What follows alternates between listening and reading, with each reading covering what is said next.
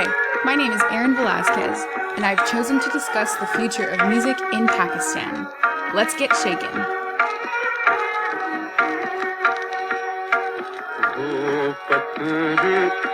Music has a powerful effect on our brains and minds. Quick-witted lyricism and melodies we enjoy stimulate more parts of our brain than any other human function. This brain reaction is a human experience. It transcends culture, language, and identity. Music has a relaxing, pain-reducing effect on humans and can even help stroke patients recover with a better verbal memory. On the 15th of September 1959, citizens with a devotion and preoccupation with music set up at the famous coffee shop of Lahore and launched a voluntary organization titled the All Pakistan Music Conference. The goal behind setting up this organization was to promote the declining music industry by organizing events. As a result of the formation of this organization, the very first event was planned for February 23, 1960, which would consist of folk and classical music. Typical folk and classical music features instruments typical to the subcontinent, such as the sitar, tabla drums, and bansuri, a type of flute. Pakistan is a country which has adopted a lot of its musical sense from its neighboring countries like India, Turkey, Persia, Arabia, and more recently the American music. The genres in Pakistan range from medieval-sounding khayal and ghazal to religious genres like qawwali to pop and rock. Under Taliban rule, making music had deadly consequences. Secular music was seen as un-Islamic, and they worked swiftly to silence musicians' voices.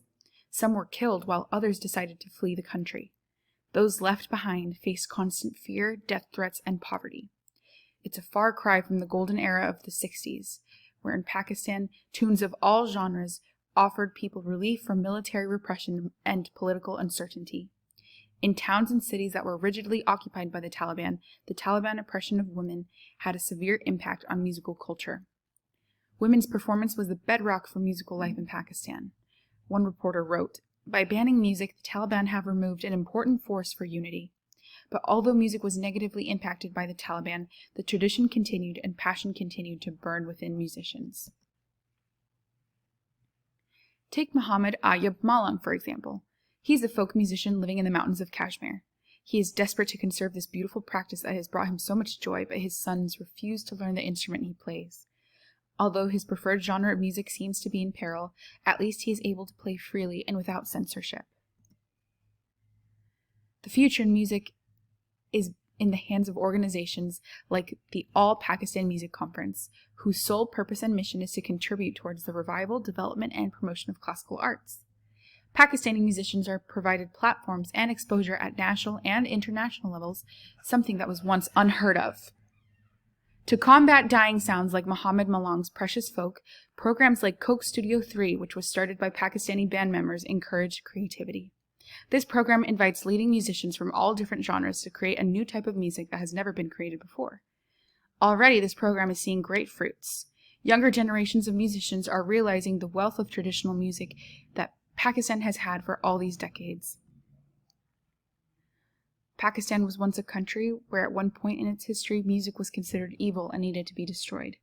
Now music is allowed to be played in the streets that once were silent. A people needs this creative outlet and yearns for these musical connections. It brings a people together that are often divided by conflict. These are the resources I consulted for the creation of this video.